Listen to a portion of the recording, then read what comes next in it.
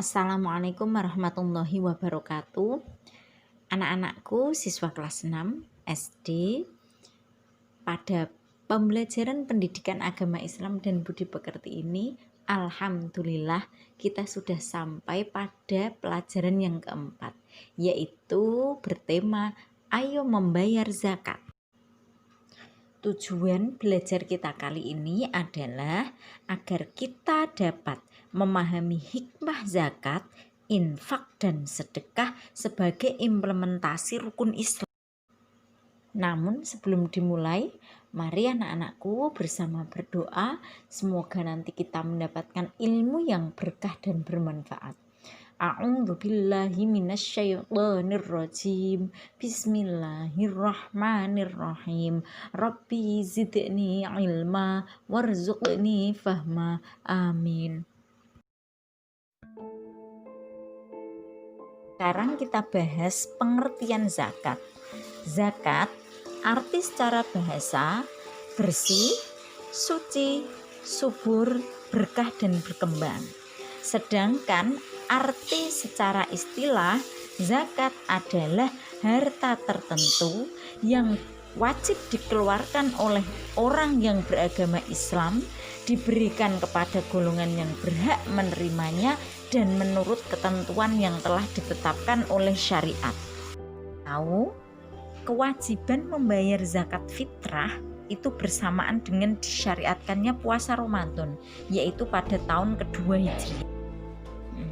Kewajiban membayar zakat fitrah ini dibebankan kepada setiap muslim dan muslimah, baligh atau belum, kaya atau tidak, dengan ketentuan bahwa ia masih hidup pada malam hari raya dan memiliki kelebihan dari kebutuhan pokoknya untuk sehari-hari. Dari ketentuan ini kita tahu bahwa bayi juga termasuk dibebani membayar zakat.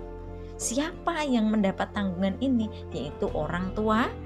Kewajiban membayar zakat itu tertulis di dalam Al-Quran, yaitu surat Al-Baqarah ayat 177. Jadi pada masa Nabi Muhammad SAW juga melembagakan perintah zakat ini dengan menetapkan zakat bertingkat bagi mereka yang kaya. Tujuannya untuk apa? Untuk meringankan beban kehidupan mereka yang miskin. Zakat merupakan salah satu rukun Islam dan menjadi salah satu unsur pokok bagi tegaknya syariat Islam.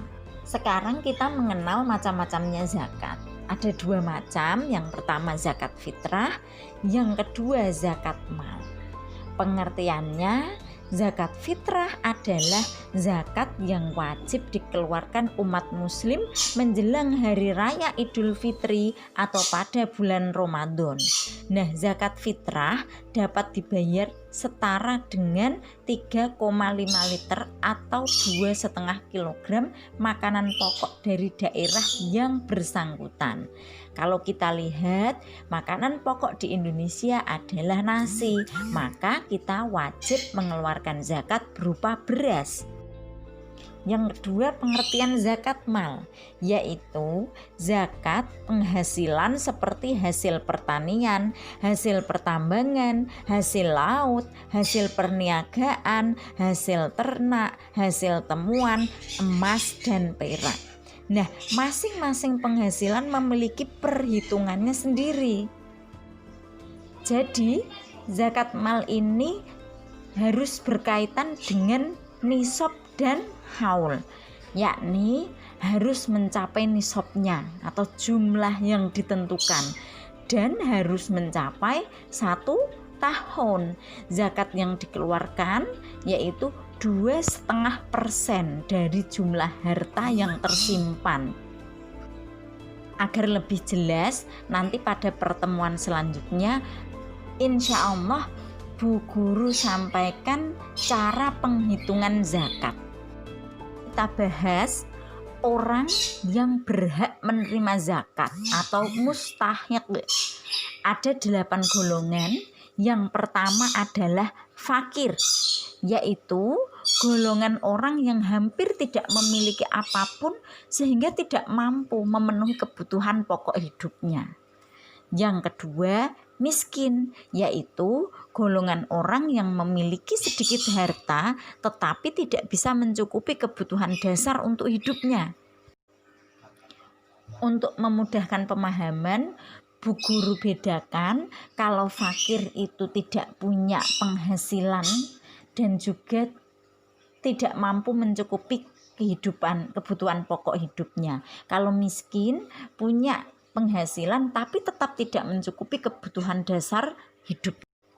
Yang ketiga yaitu amil, orang yang mengumpulkan dan membagikan zakat atau bisa disebut pengurus zakat.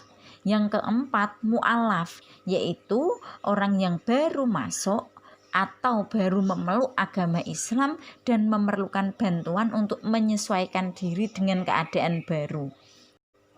Yang kelima adalah hamba sahaya, yaitu budak.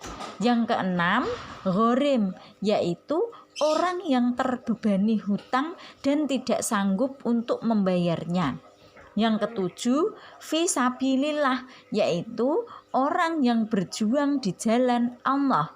Yang kedelapan ibnu sabil, yaitu orang yang kehabisan biaya dalam perjalanannya dalam ketaatan kepada Allah.